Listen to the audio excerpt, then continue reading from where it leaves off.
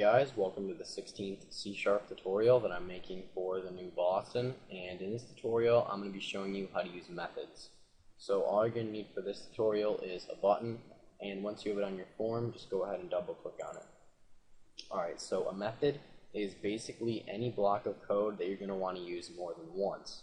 So, and by a block of code, I mean any code inside of these two curly braces right here. So the code inside of here is considered a block of code. So the first step in creating your method is going outside of this method right here. You're just going to want to hit enter and go outside of here. And then you're just going to want to type void. And we're going to be getting into having different things here, but for right now just type void. And then you're going to want to give a name to your method. I'm just going to call it message, because we're just going to have a message box show inside of here. Alright, and after you type the name of your method, just type 2 empty parentheses. And later we're going to get into actually having things inside of here, but for right now just have 2 empty parentheses after the name of your method. And then of course you're going to want to have 2 curly braces. And inside of here is basically the code that you want to happen when the user calls this method. And you need to have those parentheses there. Okay. And like I said, we're just going to have a message box show inside of here. So we're going to say message box.show, and then I'm just going to make it say hello.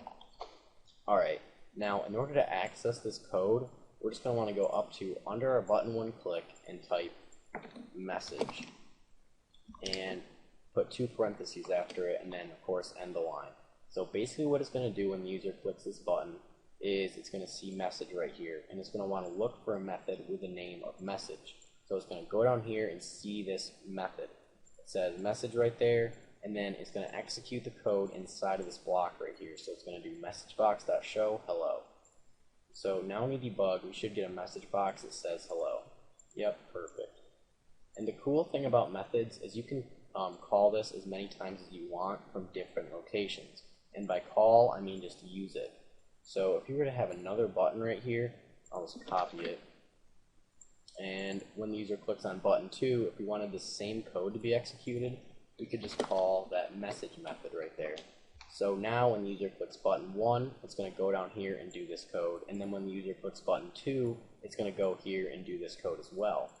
So no matter which button we click, it's both going to do the same thing. Should get, yep, hello, and we get hello there as well. Perfect.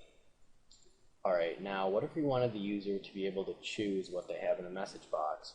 Well, what you can do right here is just put whatever variables that you want to be passed into here. So we're just going to want to have a string be passed so that will be displayed inside of this message box. So we can just say string message.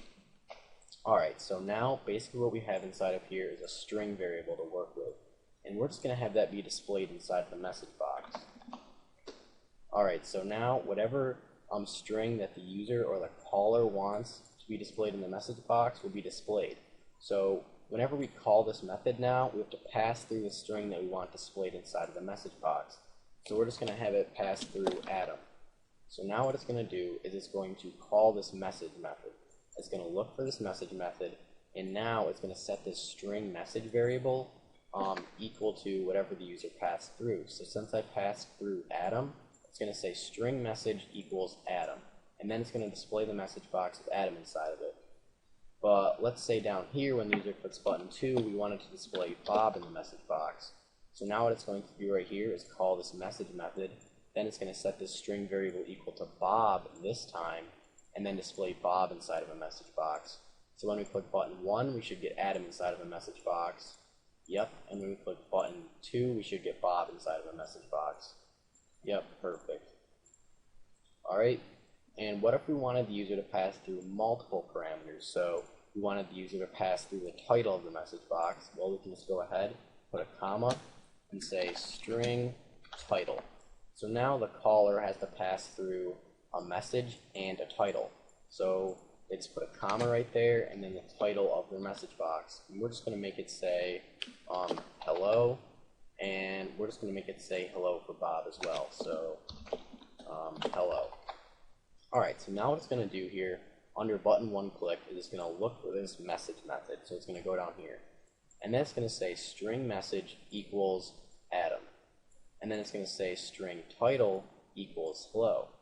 And we want the title of the message box to be the title that the user passes through. So we're just going to put a comma right there and say title. Alright, so now it's going to say string title equals hello, and then it's just going to have the message box's title be the title that the user passed through, which is hello. And then for button 2's click, it's just going to say message, look for this message method, set this string message equal to Bob, then it's going to set this string title equal to hello, and then we're going to get a message box that says Bob inside of it, and then it's going to say hello for the title. So let's just see if this worked here. We get Adam inside of it and hello on the top. For button 2, we get hello on the top and Bob inside of it. Perfect. Alright, so that's pretty much it for this tutorial on methods. In the next tutorial, we're going to get into changing this. Alright, so see you guys.